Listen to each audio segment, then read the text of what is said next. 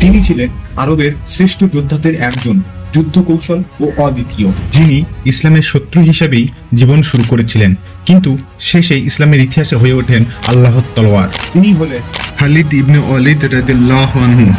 উহুদের যুদ্ধে মুসলমানদের পেছন থেকে আঘাত করেন খালিদ রাদিয়াল্লাহু আনহু।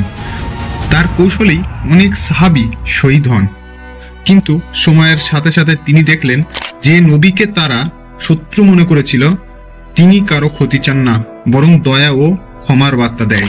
এই আচরণই তার হৃদয়কে নরম করে দেয়। একদিন খালিদ রাদিয়াল্লাহু আনহু ভাবলেন, আমি এতদিন আল্লাহর রসুলের বিরুদ্ধে লড়েছি, অথচ সত্য তো তার সাথেই। मैंने वल्लाह अपनी पूरी जिंदगी में मोहम्मद जैसा इंसान कभी नहीं देखा। রসুল সাল্লাল্লাহু আলাইহি ওয়াসাল্লামের দরবারে এসে পৌঁছে বললেন, হে আল্লাহর রসুল, আমি সত্যিই বুঝে গেছি, আমি ইসলাম গ্রহণ করতে চাই। নবীজি সাল্লাল্লাহু আলাইহি ওয়াসাল্লামের হাসি মুখে বললেন, খালিদ, অতীতের সব মুছে গেছে, ইসলাম তোমার সব পাপ মাফ করে দিয়েছে। এরপর থেকে খালিদ রাদিয়াল্লাহু তাআলা আনহু হলেন ইসলামী সেনাবাহিনীর প্রধান।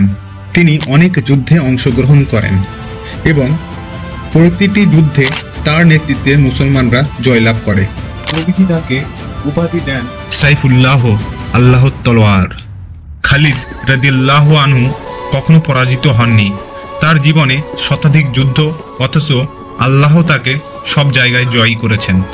জীবনের শেষ প্রান্তে খালিদ রাদিয়াল্লাহু আনহু বলেছিলেন, আমি মৃত্যুর আকাঙ্ক্ষা করিনি, কিন্তু আজ বীরের শরীরে কোনো ঘা নাই তলোয়ারের।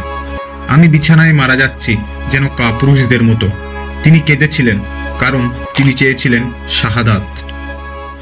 তিনি ছিলেন এমন একজন সাহাবী যিনি জীবনের শেষ পর্যন্ত আল্লাহর পথে যুদ্ধ করেছেন এবং প্রমাণ করেছেন সত্য বুঝে নিলে মানুষ বদলে যায় আর ঈমান তাকে অমর করে তোলে।